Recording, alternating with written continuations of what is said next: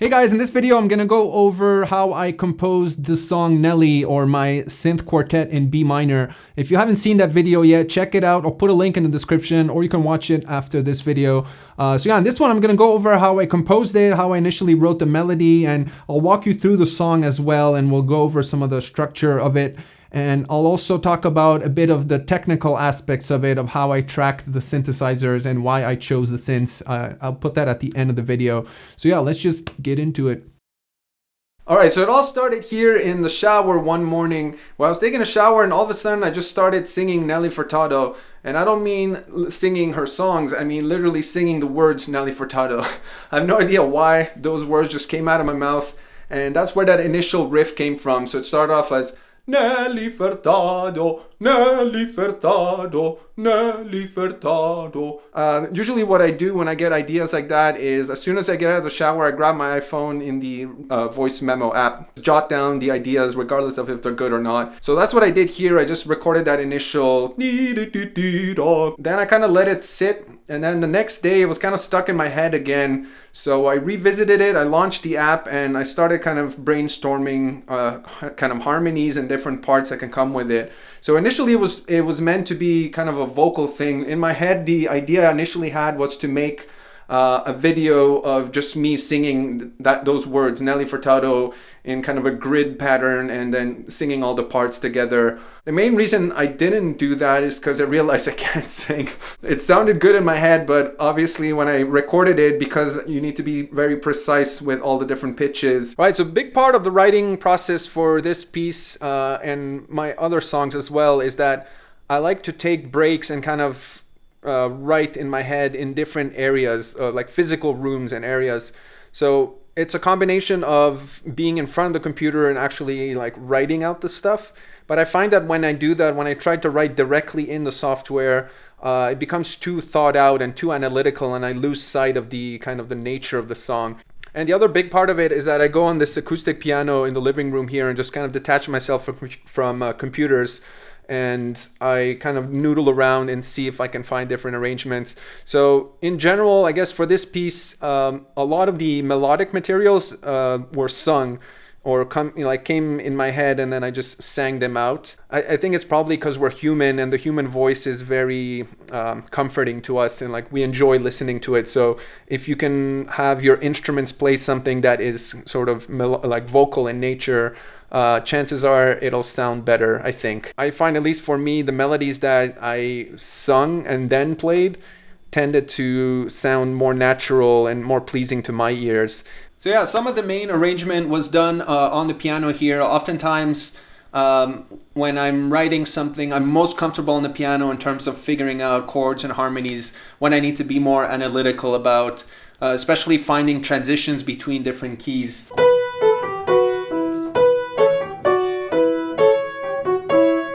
So the main riff is at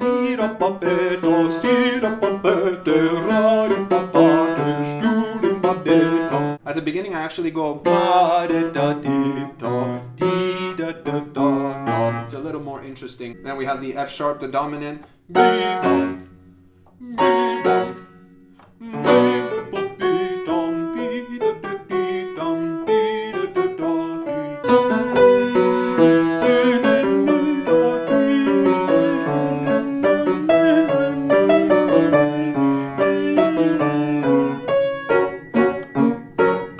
So yeah, this is where I would arrange and kind of figure out different key changes and just experiment with different ideas.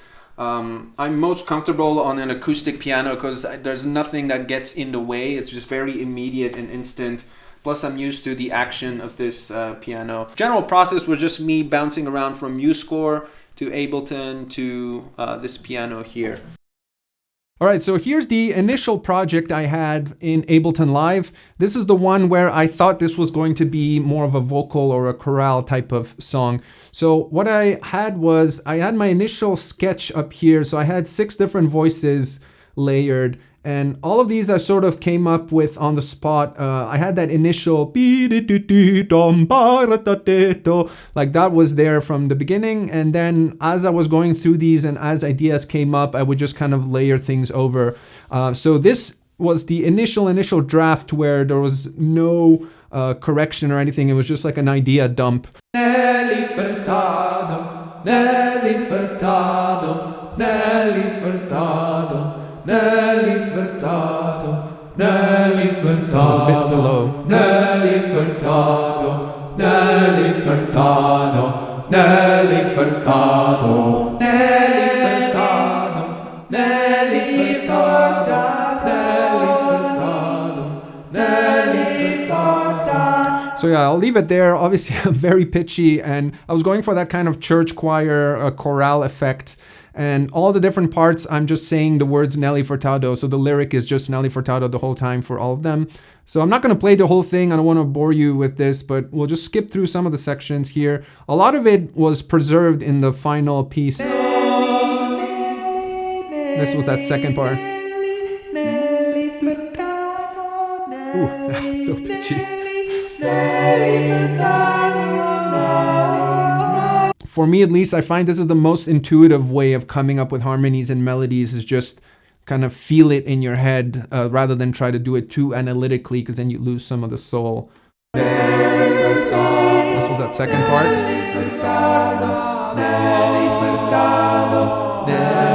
So yeah, it just goes on and on like that. I had this random outro which didn't make it in the final song.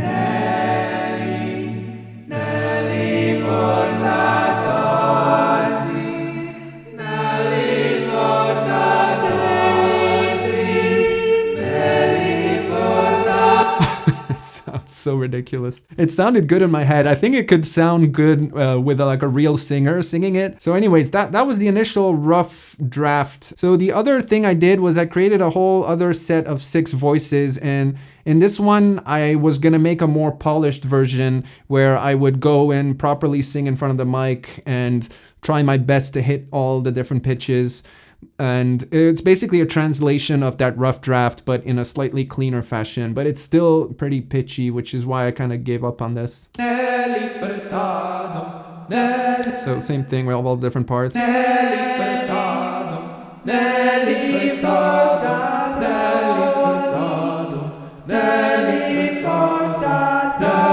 all the parts are there.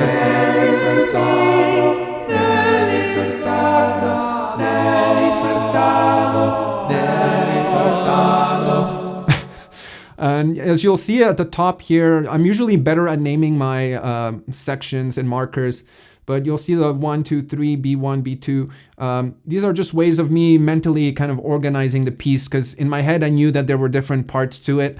And this is a quick way I can jump to the different parts if I'm adding different layers. So yeah, that's pretty much it. And then that like ending crescendo with the diminished chord, the spirit of it was captured in here, I think.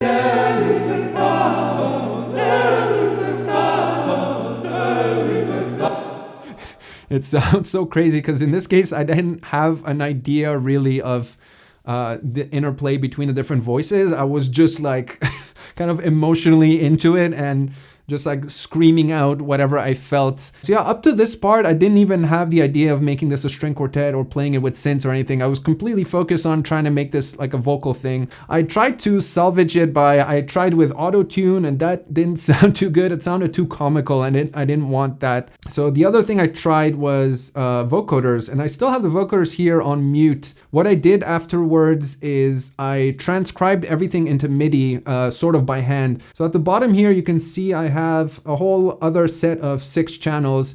Each one has an instance of TAL Baseline 101, which is an SH101 emulation. Again, we have 6 different drafts, 6 of the slightly polished vocals, and then I have 6 SH101 plugins. What I did here was this was kind of a laborious process where I literally just listened to all the different parts and then manually replayed them with a keyboard into MIDI.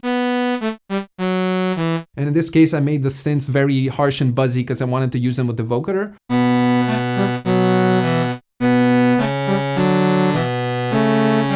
I slapped vocoders on all the different vocal channels. So this is what it sounded like with the vocoder on. And if we go to the other parts.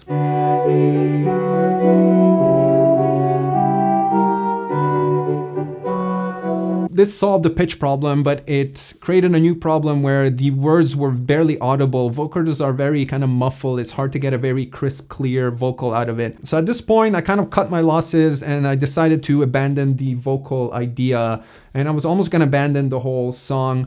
And then a few days later, I kind of thought to myself, like, I've already put in the work to create kind of the basis of the arrangement and some of the melodic ideas. So I figured I can salvage this by turning it into like a classical piece, either like a piano piece or at least write it out in sheet music. What I did next was, since I've transcribed everything to MIDI here, I've basically exported 6 different MIDI tracks that correspond to all the different melodies here. Then I had 6 different independent parts in MIDI. So then what I did was I opened this program called MuseScore, which is an open source free notation.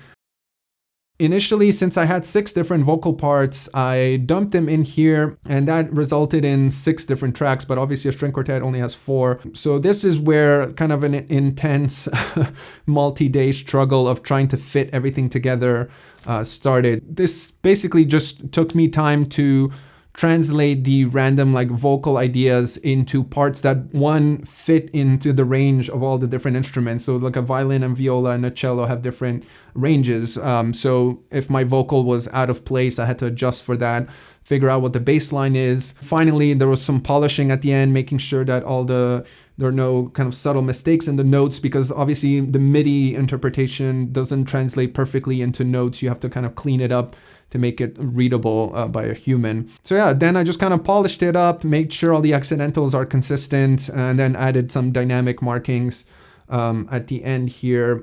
And this is what it kind of resulted in. A lot of it was just not on the computer, but just walking around and visualizing a cello being played, because cellos is probably my favorite instrument other than a piano, because that's what I play. Just that like friction of the bow is just such a beautiful sound. And a lot of times I would just close my eyes and like picture a cellist in like a nice room with a nice reverb and try to envision what the melody would sound like with somebody doing that. So like that initial kind of dun, dun, dun, dun, dun, dun, dun, dun, dun, bum. Ram pum, that initial kind of crescendo leading into the main melody. I really pictured like a strong bowing in like a nice church with echoes. Nice vibrato on the violin. So yeah, it's a very useful thing for me to actually picture the instruments. All right, so I've got a piano loaded now. I've got the sheet music here on my computer, and I've also loaded up Pensato, which is an iOS app that I made, which we'll use to just reference some chords and scales. So if you're interested in that, check out my app Pensato. I'll put a link in the description. What I'm going to use it for here is I'll pull up a circle of fifths, and I'll pull up the B minor natural scale. And then I'll put the other 2 cousins of this scale, which you can do with this little helper button here, which you automatically have access to the relative other versions of the minor scale. So I'll load up the natural, harmonic, and melodic versions, and I'll also load up a G major scale, because you'll see we get to a different section, which that becomes useful. Initially, I didn't have this 4-bar intro. It just started off with the standard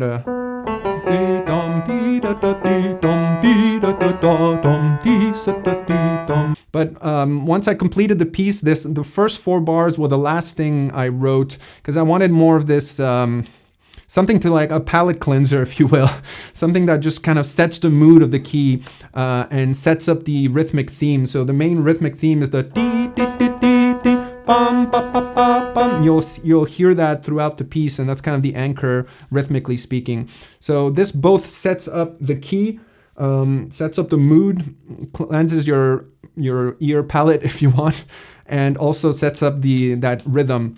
So it starts off with this canonesque version, I guess, where each, or at least the first 3 instruments, the 2 violins and the viola, each play that part in some variation in succession. So it goes violin, be da da da da, violin 2, be da da da da, and then viola, be da da da da. And while violin 2 comes in, violin 2 is playing a slower rhythm, so it goes like.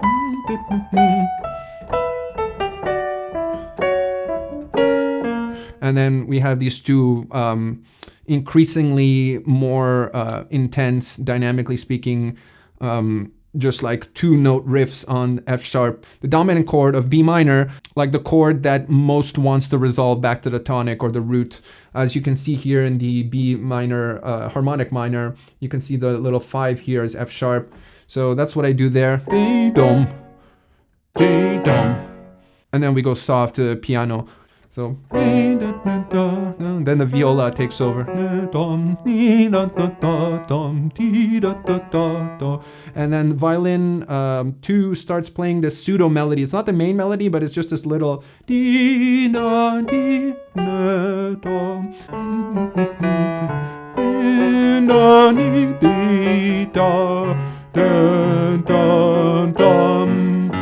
I'm not playing the exact same thing, but just you get the idea. And then it kind of just builds up layers and layers over that. And then the main melody comes in. Nelly, Nelly Furtado, Nelly Furtado, Nelly Furtado, na, na, na, na. And then we get another voice. Pee-pam, dee-da, na, na, dee-da, dee-dee-dee-dee-dee.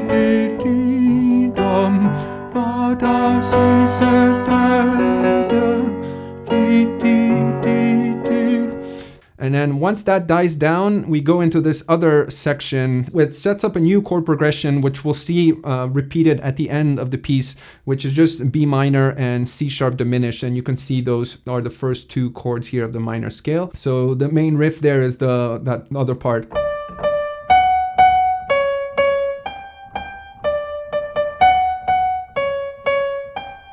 It starts off with just that, and then we come in with the other part.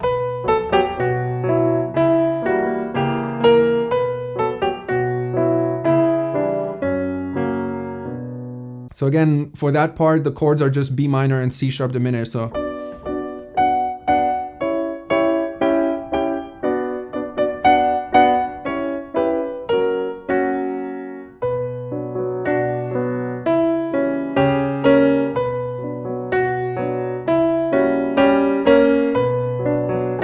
and then we get this chromatic descending line.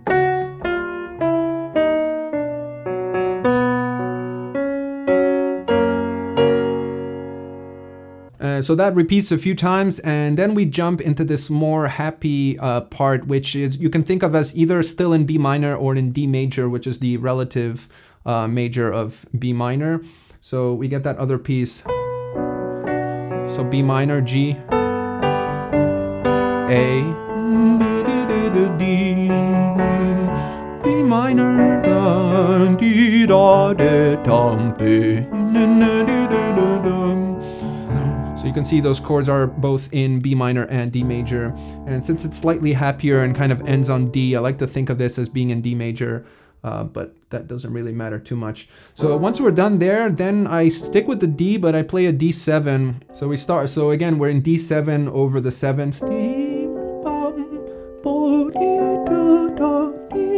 G and first inversion, then G minor in first inversion. Then a D in second inversion. And this is my favorite part. As you can see here, the viola plays this, which is very subtle. I don't think I aimed it properly in the synth version. So I love this part here.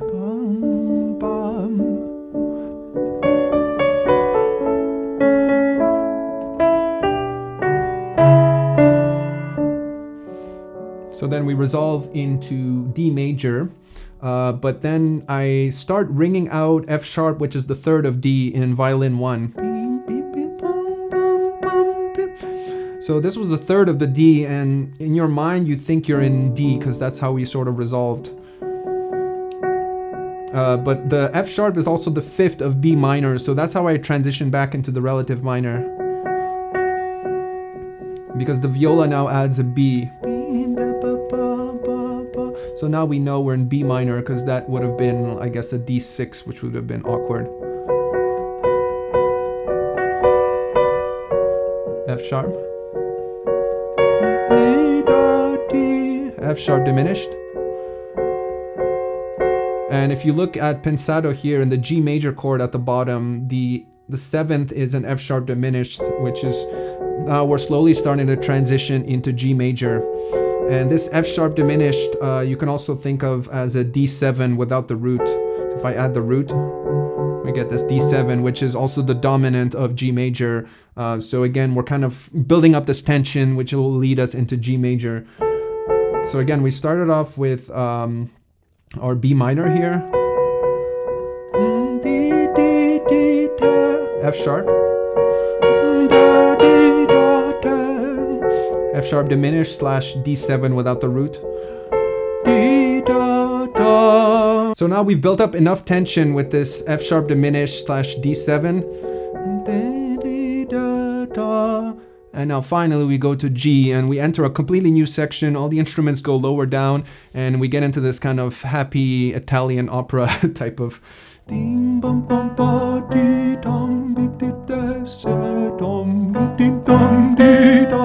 So it's just G, C, G, D, G,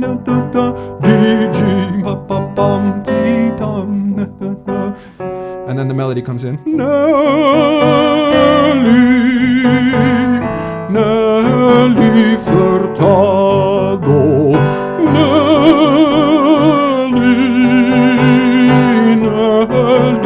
Furtado. So that's that part at the bottom here. So that's a completely new section. It's happier, it's in G major. So it's again another cleanser and kind of a happy mood, sort of the eye of the storm, if you will, before we go back into the B minor section. And then we go back into our D7 over C. And then we go into a G. A minor in first inversion.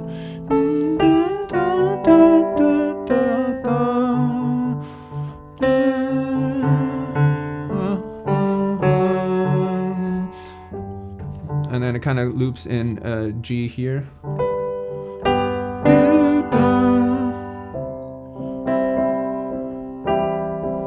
So now I am in G major, and this is where I had to figure out how to get back into B minor. So I remember reading about this Neapolitan sixth, and I'm probably going to butcher this, so if somebody's better at music theory, let me know in the comments. But effectively, it's a way to have a cadence resolve where you play effectively the first inversion of the minor second interval. So like the semitone higher than the key you're in. The best way to describe it is just to tell you the chords. So in B minor, it would be playing the C in first inversion. And then you go to the dominant F sharp.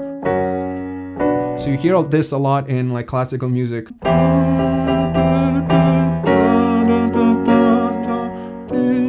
So it's just one way to resolve back into B minor. So I use that trick. I don't know if I'm using it right or not in here, but it sounds good, so I'm using it. So yeah, we were in G major, which has the C in it. So what I use is I use that C as my anchor back into D minor. So then we go back to our dominant of B minor. So to me it works. And then that's how we go back to our B minor, and now we're kind of starting to slightly hint at a crescendo and hit at an ending, but there's a bit of a tease where we go back and then back again. So we go back into, we do like a pedal on B,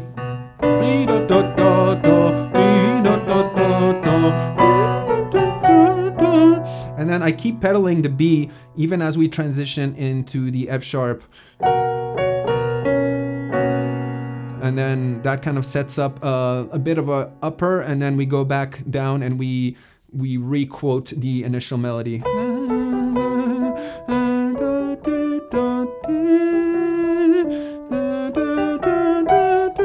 So it's a bit of a different one. So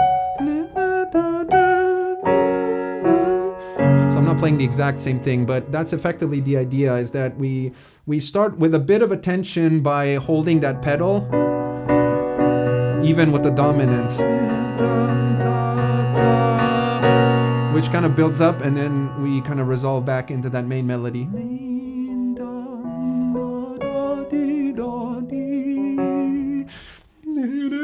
then we keep going. And the final build up, and then at the end everything crescendos. And if you remember that first melody, bum ba pi pi, which was just like a B minor, C sharp diminished. And now we go back to that as the final crescendo, and then there's just 4 different variations of kind of adding intensity. First violin goes dee da da dee dum. Second violin goes ba ba ba bee dee da da dum ba dee dee da da. So again, it's just playing an arpeggio on B minor and C sharp diminished. The cello is just pedaling B the whole time in that initial rhythm. Tam ba ba bam bam bam ba ba ba ba.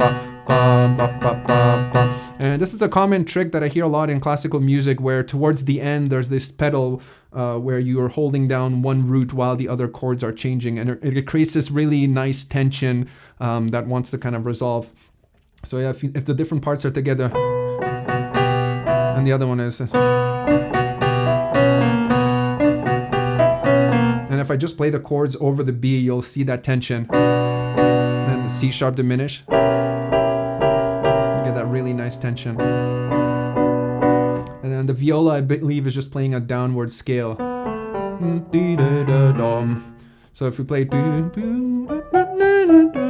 if we play the violin 2 with the viola part, it's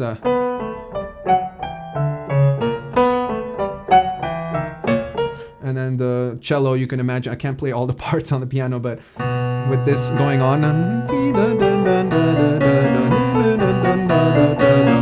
and then the violin 1 also plays this little melody that goes around, and then things kind of intertwine and twirl, but everything is kind of dum bum bum da dum. So in this case, I was picturing like the cellist and the string players really going hard. This is meant to be like a double forte or mezzo forte, I don't know how you say it. Intense crescendos. And